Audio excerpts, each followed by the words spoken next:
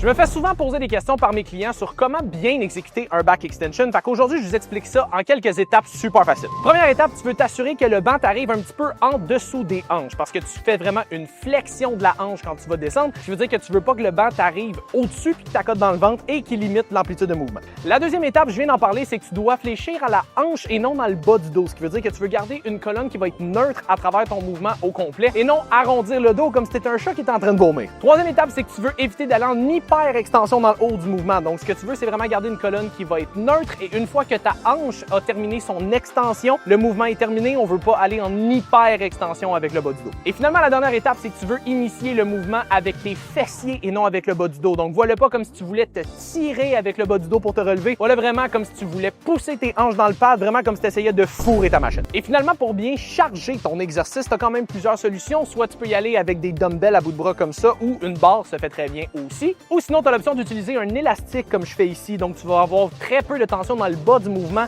mais dans le haut où est-ce que ton fessier est le plus engagé, c'est là que tu vas avoir le plus de résistance. Donc, applique ça dans ton back extension la prochaine fois que tu vas en avoir dans ton workout de jambes pour maximiser tes gains sur les fessiers et sur les ischios.